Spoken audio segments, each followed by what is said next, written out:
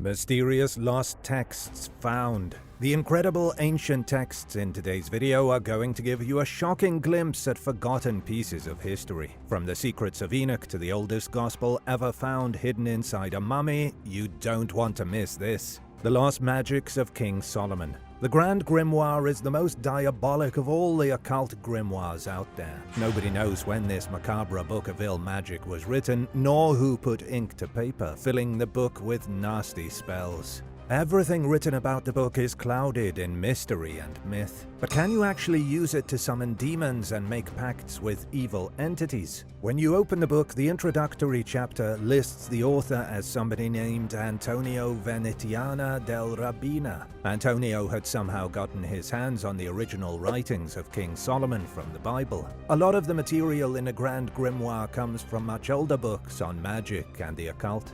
Books like the Key of Solomon, an ancient grimoire said to have been written by King Solomon himself. Scientists say that's wrong and that it was written by an unknown person during the Italian Renaissance 500 years ago. Some scholars think it was written in the 18th century. I'm not sure who to believe. The Key of Solomon contains conjurations, invocations, and curses. According to the document itself, Solomon wrote the book for his son Rehoboam. In the Bible, Rehoboam was the first man to rule the kingdom of Judah after the schism in the United Kingdom of Israel. He was David's grandson, David as in the slayer of Goliath. Solomon wanted Rehoboam to inherit all the magical knowledge he'd acquired over his many years. You can try one of these invocations for yourself, but be aware it's no easy task. Before anything can be done, you must confess your sins, purge yourself of evil, and ask for the protection of God. Then the materials must be obtained, the appropriate astrological time must be observed, and everything has to be marked perfectly with the proper magical symbols. You'll also need to utter the words exactly as described in the book. If you do everything right, the Key of Solomon claims you'll be able to summon and capture the spirits of the dead. Or if you'd prefer, you can summon and bind demons. The spirits and demons can help you become invisible if that's your thing, or they can force someone to fall in love with you. How romantic. After Rehoboam's death, the book was hidden inside his tomb. It was later discovered by Babylonian philosophers, but none of them could read the text. The Key of Solomon has been floating around the world ever since, copied into Latin, Greek, English over the years. The Grand Grimoire claims to have material from the Key of Solomon and other ancient texts in it. The book doesn't just allow you to summon demons. Oh no, it is much worse. The Grimoire has explicit instructions on how to summon Lucifer himself. Why would anyone want to conjure the devil? So that you can make a deal. The Grand Grimoire is all about striking a bargain with Satan, a diabolical pact to change your life and compromise your immortal soul. The book does offer information on how to summon lesser demons if you don't want to go straight for the boss. There are simple spells to speak with the dead, some incantations for necromancy, and rituals to make pacts with lesser demons. But be aware that if you do not have a bloodstone in your pocket while working these rituals, great misfortune could befall you. But don't ask me where you're going to find a bloodstone in this day and age. It's in this book where you can glimpse the hierarchy of hell. It's one of few ancient manuscripts that names demons and tells you what their position in Satan's kingdom is. The list says Lucifer is the emperor, Beelzebub is the prince, Astaroth is the grand duke, and Meteoros is the inspector general of hell. The second book of Enoch and the 10 heavens. You've heard about the book of Enoch, but what do you know about the second book of Enoch? It's not a sequel, but it is just as strange. In the first book, the ancient author weaves a shocking tale of giants, fallen angels, and startling magics. In the second book, the author describes how the earth is at the center of the cosmos and how there are actually 10 heavens rather than one. The book goes by many names, including the Secrets of Enoch and the Slavonic Enoch. It is completely separate from the much more notorious Book of Enoch, which contains everything you could ever want to know about the origin of demons and the Nephilim. What you might find most surprising is how many ancient copies of 2 Enoch are left. There are dozens of copies, with the earliest dating to about the 8th century AD. However, the real book, the very first handwritten copy, is long gone. It was likely written a few years before the birth of Jesus Christ. Let's dive right into the contents of the book, shall we? It opens with Enoch, 365 years old, being taken through the 10 heavens by a pair of angels. This is what the book is most famous for, its vision for the heavens and its accounts of the beings that live there. The first heaven isn't as glorious as you might think. It's a little bit above the planet where a group of angels take care of the atmosphere. There are physical storehouses full of snow and rain in this slice of heaven.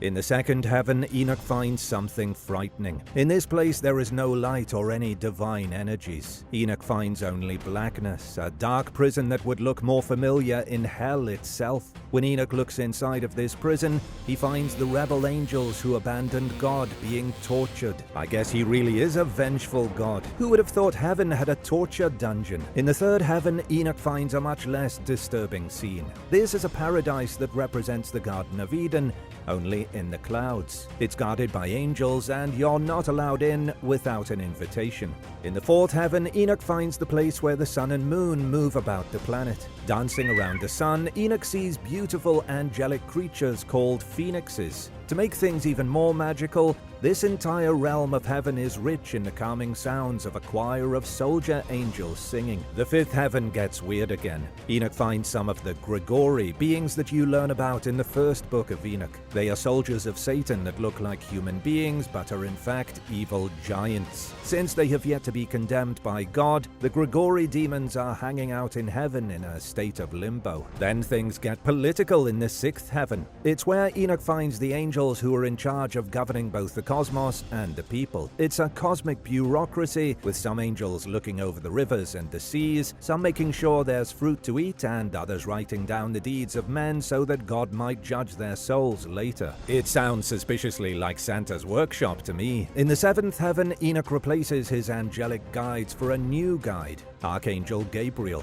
This is where Enoch finally catches a glimpse of God, seated on his throne far away in the distance. Legions of angels live in this section of heaven in eternal holy light. There are still 3 more heavens to go. In the 8th heaven, Enoch finds the constellations being ruled over by an entity known only as Muzaloth, mover of the stars. The 9th heaven is awash, nothing interesting to even mention. And then the final 10th heaven is where Enoch reaches God. Enoch saw God earlier, but it was way in the distance. The 10th heaven is where God holds his court, and where Enoch sits down to have a nice chat with him face to face. Believe it or not, there is a third book of Enoch, but I'm going to leave that for another day, so be sure to check out all the latest videos from the channel. And now for number 9, but first it's shout out time. Big thank you to Dionysus119222 for the super thanks. Be sure to subscribe and join the Origins Explained family. The 42 sins of ancient Egypt. God gave Moses 10 commandments by which people were to live by. 10 mortal sins that no man was to commit, lest he burn in hell. The Egyptians had something similar. They had an ancient book called the Negative Confession.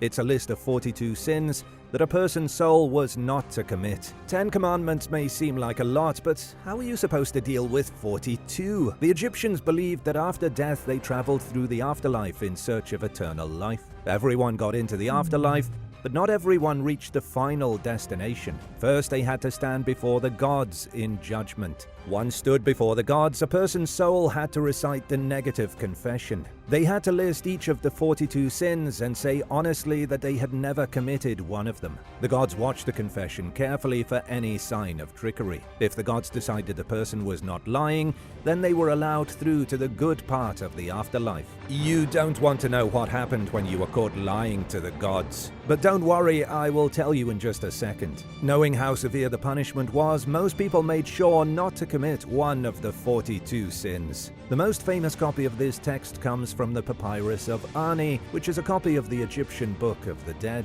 This particular copy was prepared for a priest named Ani who lived in the city of Thebes in 1250 BC. That's a seriously ancient book at more than 3,000 years old. It was found in his tomb, containing several chapters from from the Book of the Dead. The Book of the Dead was never the same in ancient Egypt. Archaeologists think that when a person died, they had their own book specially written, uniquely tailored to them. That way they would have an easier time reaching that special place in the afterlife. Though keep in mind that not everyone could afford this luxury. If you were a broke ancient Egyptian, you just had to hope that you reached a good part of the underworld with your own cunning. There's a lot to go through here, so let's start right at the moment of death. The soul was led from their tomb by Anubis himself. Anubis brought them to the Hall of Two Truths, where they had to stand in judgment before the gods Osiris and Thoth and the 42 judges. The lineup could get pretty big, but gods like Nephthys, Isis, Serket, and Kebhet were there to keep everyone company. Once at the front of the line, the recently deceased stood before the gods and the judges and recited the negative confession. Each confession was addressed to a specific judge. When the person was done the reciting, their heart was taken and weighed on Osiris's golden scales. The heart was weighed against the white feather of Ma'at. If the person's heart was lighter than the feather, they were allowed on toward paradise. If the heart was heavier, it immediately fell to the floor, was eaten by the monster Amut, and the person's soul was torn from existence. Whoa, that escalated quickly. The Egyptians didn't mess around with sinners. Someone who committed a grave sin didn't just die, they had their soul torn asunder, never to exist again in any plane of heaven or earth. There are a lot of people who believe the 10 Commandments from the Bible were copied from the negative confession. I'm going to list a whole bunch of the sins from the text, and I want you to listen for any that sound familiar. This ancient text lists sins such as robbery with violence, theft, murder, stealing grain, lying, stealing food, cursing people, committing adultery, making people cry, eating someone's heart, stealing land, eavesdropping, slandering, sleeping with another man's wife, being a terrorist, sleeping with multiple men's wives, getting unjustly angry, being ignorant of the truth, blaspheming, acting too rashly, being nosy, practicing witchcraft against a pharaoh, being generally evil, stealing your neighbor's water, cursing the name of God, and stealing the bread of the gods. Wow, that is a huge list. If you had to stand before the ancient Egyptian gods and the 42 judges today, would you advance to the afterlife or have your heart eaten by Amut? The mysterious Meteoros Scope. There is a small parchment being kept at a library in Italy's Bobbio Abbey that was written by one of the most famous astronomers in the ancient world, Claudius Ptolemy. When researchers got to work decrypting the old manuscript, they found details of a very unusual tool, an instrument used by astronomers to calculate the distances between celestial bodies. That sounds crazy to me. What kind of primitive instrument could possibly measure the distance between Mars and Pluto 2,000 years ago? Ptolemy's instrument was called the Meteoros Scope, and it was supposedly quite advanced. It could be used to determine your latitude from the equator, the exact date of the next solstice, and the location of a certain planet in the zodiac. The device is referenced in a few ancient texts, but the precise measurements of the instrument were unknown until now. The text in Italy provides a detailed description of each component and how they need to be put together. This discovery is very recent, so scientists haven't rebuilt the machine yet. They still have a bit more work to do and need more time to go through the text. Hopefully they'll be able to build a prototype of this ancient instrument and see if Ptolemy really could measure the stars with it. The unsolvable code finally cracked. For almost a decade, a mysterious code written in the 1800s stumped scientists. Now a Canadian researcher has cracked the enigma wide open. This is one of the most unusual code-cracking cases in recent memory, and it all started with an antique silk dress. Sarah Rivers Cofield is an archaeologist from Maryland who enjoys collecting historical things when she's not working. In 2013, she was browsing antiquities while on holiday and purchased a bronze-colored silk dress. When Sarah got home and took a closer look at the dress, she found a hidden pocket. Inside the pocket were 2 tiny scraps of paper. On the scraps of paper were 24 lines of words that didn't make any sense. Sarah thought maybe it was somebody's writing exercise or some sort of list, but soon she realized the words were part of a cryptogram. Somebody had left a secret code inside their dress more than 130 years ago. Sarah posted on social media about her discovery, and soon the cryptogram made its way into the inboxes of cryptographers around the world. These are people whose mouths salivate at the thought of cracking an undeciphered code. But it turned out more difficult than any of them had anticipated, and many of these code crackers gave up. But not Wayne Chan, who after 10 long years of struggling, finally figured it out. Wayne is a researcher at the University of Manitoba in Canada. He recently published a scientific paper detailing the amount of effort it took to decipher the 2 blocks of random words. You're never going to guess what the slips of paper say. In the 1800s, you couldn't text gifs to your friends. There were no emojis. There weren't even landlines. You had to use telegrams for long-distance communication. The first organization to start giving out forecasts in America was a small weather bureau created by the US Congress in 1870. It was the beginning of the National Weather Service. To relay the weather, they had to send telegrams from their atmospheric stations. The US Army Signal Service was the department behind getting these communications, the telegrams, from one point to another. They sent these messages heavily encrypted for no other reason than they knew how to do it. Wayne was able to figure out that the coded messages on the slips of paper were weather observations from May 27, 1888. The paper was likely stuffed into the pocket of a telegram worker in Washington, D.C. who was receiving weather reports from Calgary. Isn't that the most exciting story of the most boring secret code you've ever heard of? The names of ancient gods. A sacred text found in Italy could contain the secret names of ancient gods that existed in Italy before the rise of the Roman Empire. This is major news. Now archaeologists just have to do some code cracking of their own. 2,500 years ago, the Etruscans lived in Italy. They were a mysterious civilization that rose up in the 8th century BC, only to be destroyed and then absorbed by the Romans 600 years later. The Etruscans rose to power in Tuscany and western Umbria. They were technologically sophisticated and highly cultured. The issue archaeologists have today is that they don't know any details about their belief system or their culture. They know Etruscans were complex people, but the details have been lost to the sands of time. Before the Romans began to absorb the Etruscans in the 4th century BC, the Etruscans ruled the Romans. They influenced everything the Romans came to be. When the Romans started overtaking their masters, they copied Etruscan architecture, art, government, and even parts of their religion. Sadly, the Etruscans left very little behind in the way of writing.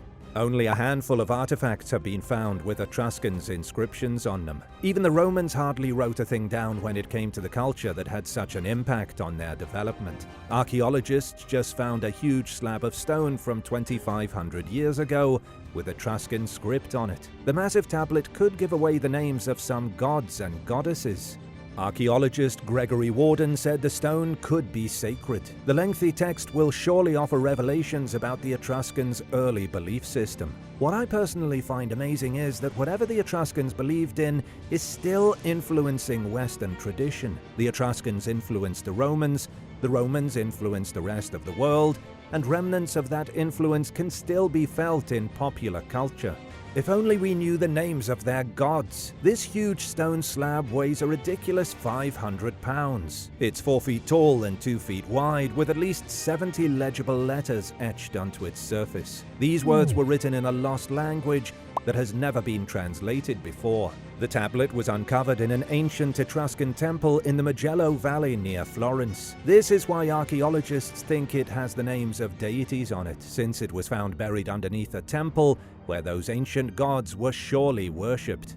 The Infancy Gospel of James, turning Mary into Eve. Around the year 150, somebody wrote a book trying to transform Jesus Christ's mother into the new Eve. You might remember Eve from the Garden of Eden. She was the one who ate the forbidden fruit. This bizarre book focuses heavily on Mary's virginity, and that's only one reason why it's extremely strange. It's called the Infancy Gospel of James, and you won't find it in any Bible.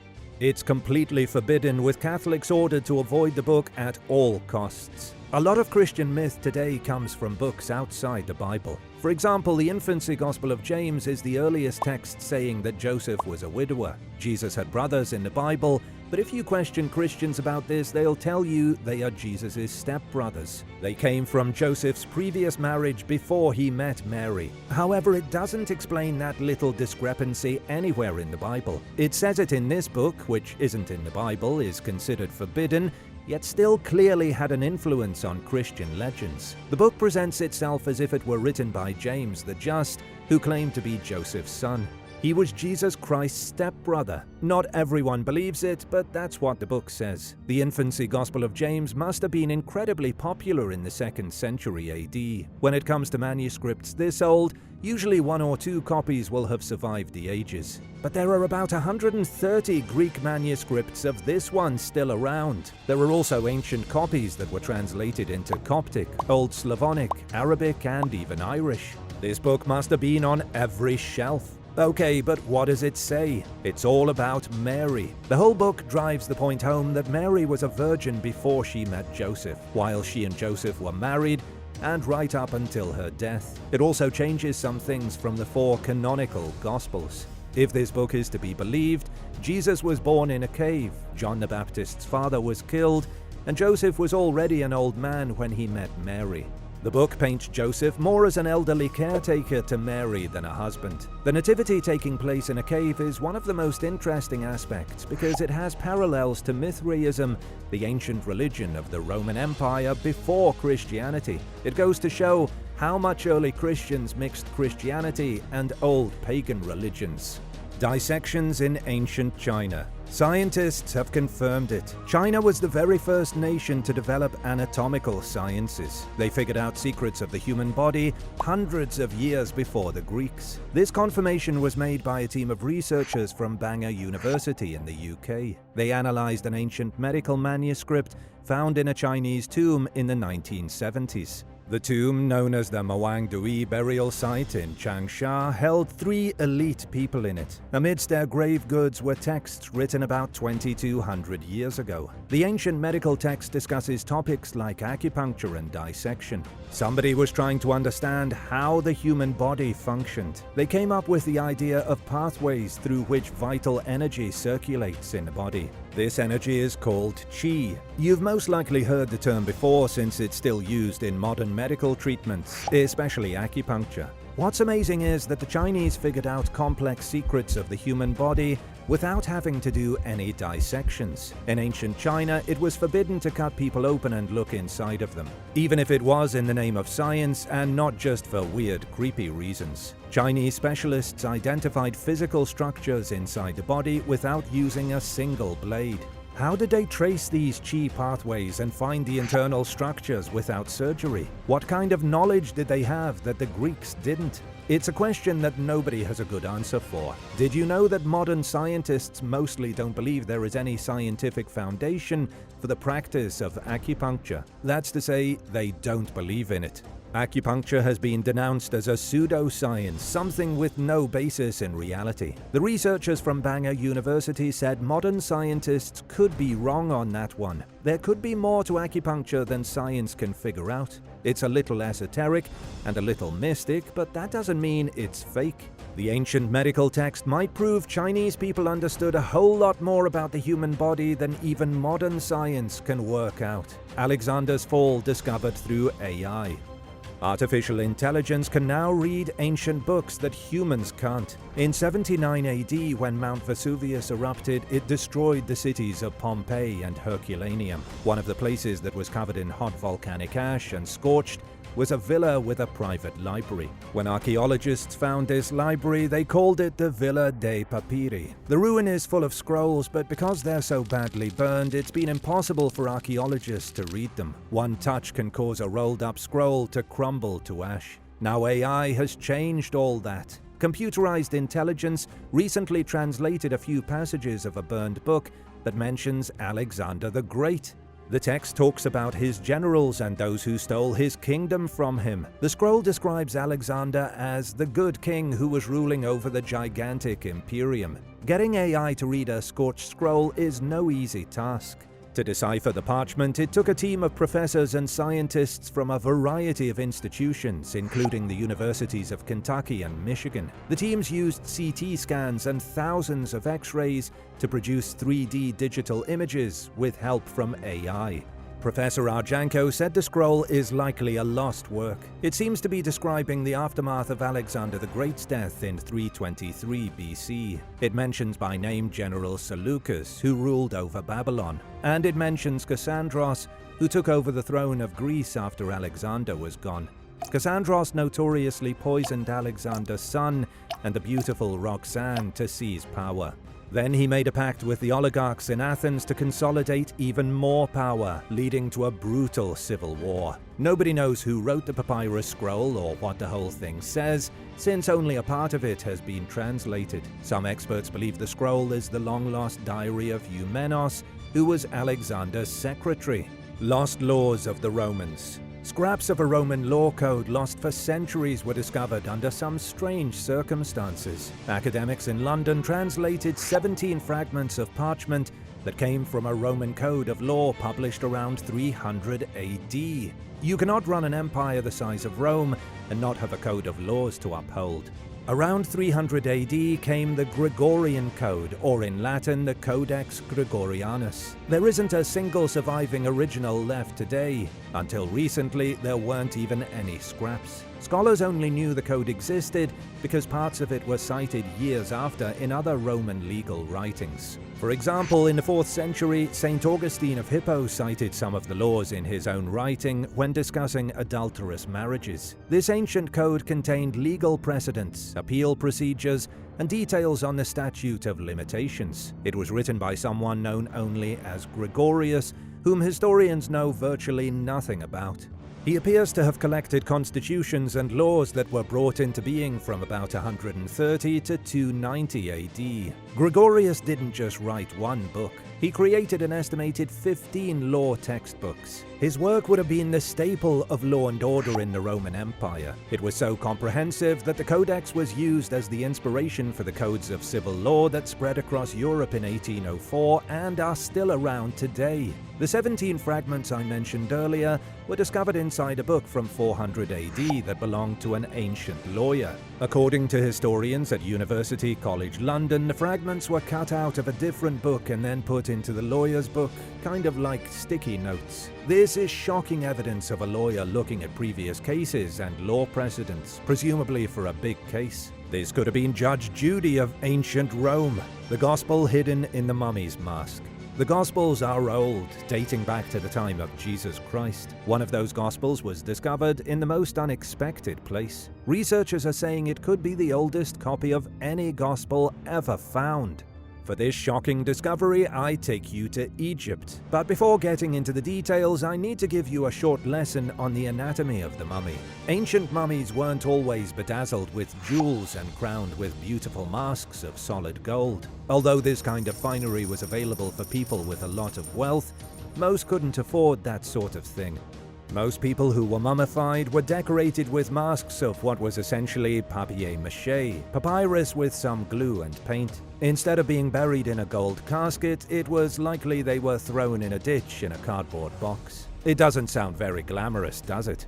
To make matters even less glamorous, most of the papyrus used to make these cheaper masks was recycled. They couldn't even get fresh papyrus, so their masks were made out of recycled books. This is where our gospel comes into play. A team of researchers found one of these less fortunate mummies who was buried around the year 90 AD. When this person died, there would have been people alive who saw Jesus Christ with their own eyes. There would have been surviving witnesses of Christ's crucifixion. That's assuming the crucifixion happened at all, but that's a conversation for next time. When researchers started analyzing the papyrus mask that the mummy was buried in, they realized it was made from recycled paper. It's not that unusual of a thing to find, but when they started seeing passages from the Gospel of Mark, their jaws hit the floor. Craig Evans, a professor who specializes in New Testament studies at Acadia Divinity College in Nova Scotia, said the Gospel isn't the only document they found. Researchers also discovered business papers and personal letters that had been recycled to make the mummy. If this proves to be true, researchers will have found the oldest surviving Gospel text on this planet. It's not just any Gospel either, but the oldest of all the Gospels. It's believed Mark was the first Gospel written, and that the others copied off it. Which of these amazing ancient books did you find most fascinating? Let me know in the comments, and thanks so much for watching. Be sure to come back again soon and subscribe for all the latest videos from the channel.